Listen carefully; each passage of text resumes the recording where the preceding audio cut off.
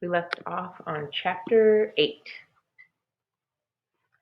Minli woke up when the sun was high in the sky and burning with light.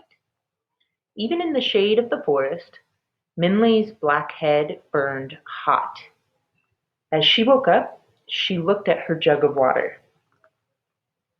Since she had used some of it for her compass and had drunk some during her night walk, it was only half full. So she sipped it and tried not to think about Ma and Ba finding her note.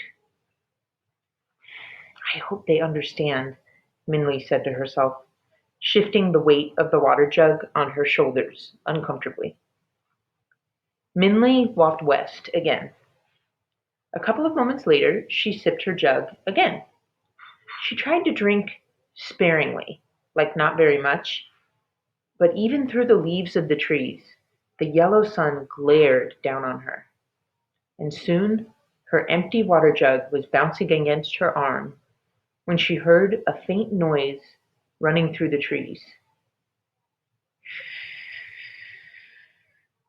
"Oh, that's water trickling," she said to herself as she turned towards the sound. "There's water here somewhere."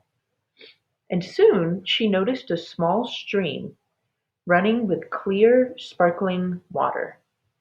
She eagerly bent down to drink and fill her jug, but as soon as Minli tasted the water, she spit it out. "Salt water!" Minli exclaimed. "This water is salty." As she sat back, Minli began to wonder, how is the stream salty? I'm so far from the ocean. This is very strange. And unable to contain her curiosity, Minli forgot about her thirst and began to follow it. The stream widened and deepened, becoming more of a river than just a stream. Just as Minli began to think that she should return to her journey, she began to hear deep moans that gently shook the earth. "Who's there?" Minli shouted. "Help! Help!" a muffled voice whimpered. "Help me! Help me!" "I'm coming!" Minli called, and she quickly put down her compass on the side of the water and waded in. The water was warm, kind of like bath water, and clear as glass. Minli could see all the way to her feet and all the stones and leaves at the bottom of the stream. As she moved towards the voice, the water rose higher and higher to her knees and then almost to her neck. "Are you still there?" the voice asked. "Please help me." "I'm coming," Minli called again. She took a deep breath and dove underwater towards the voice. The salt water stung her eyes, so she closed them tightly until she broke through the surface.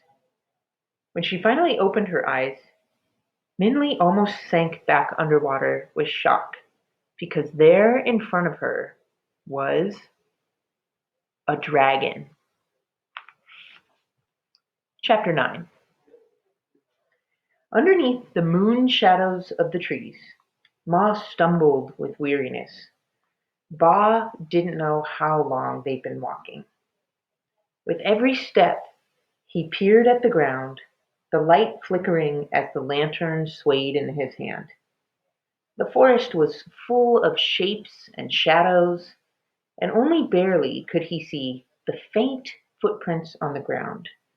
It was like searching for a wrinkle in a flower petal. As Ma tripped, he would steady her with his arm. "We should rest," Ba said. Ma shook her head and pulled away angrily. "We must keep going. We have to find Minli." "But you're tired," Ba said, "and I am too. We can rest, and afterwards we'll be able to continue faster." "I am not tired," Ma said fiercely. Her frustration seemed to give her energy. "If you are tired, you can rest, but I will continue to go look for our daughter." We should stay together, Ba said quietly. If you wish to stay with me, Ma said, then you will have to keep going. Ba sighed and took out another candle for the lantern. The light from the lamp kept away forest animals, but it could do nothing for Ma's fury. Her resentment seemed to get darker with the fading moon. But as they walked, the morning bloomed in the distance. Its light slowly filtered over Ma and Ba through the veil of tree branches, so he could finally blow out the candle in his lantern. He looked at Ma and could see that her bitterness was only sharper in the softening sky. If Minli stopped to rest, Ba said, we may catch up with her soon. When we find her, Ma said, she must know that she is never to do this again. Never. Now, wife, Ba said.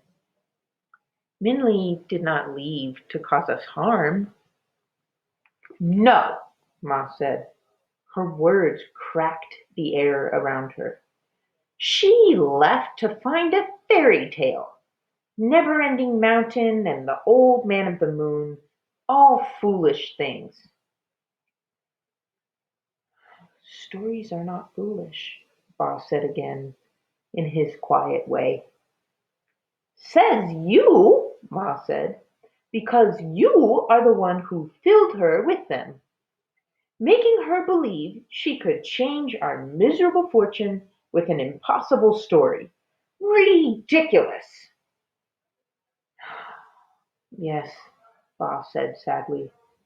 It is impossible, but it's not ridiculous. Ma opened her mouth again, but stopped.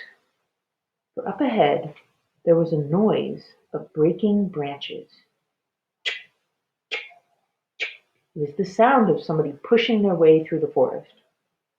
Ma and Ba looked at each other. Minli, they said. Forgetting their fatigue and frustration, Ma and Ba began to run through the woods. Ma ignored the branches that scratched her, and Ba let his hat fall off on the ground as they rushed toward the unseen person. Minli, they called. Minli! But as they burst upon the figure ahead, they stopped in shock. It was not Minli. Instead, Ma and Ba stared open-mouthed at the Goldfish Man. Chapter 10. Minli gaped at the dragon in front of her. He was brilliant red, the color of a lucky lantern, with emerald green whiskers, horns, and a dull stone-colored ball like the moon on his head. At least what Minli could see of him looked like that, because he was also half covered by ropes of twine that had been tied so tightly around him so he couldn't move, and by the silvery lake of water his tears had formed all around him. Minli had always thought it would be thrilling but scary to meet a dragon.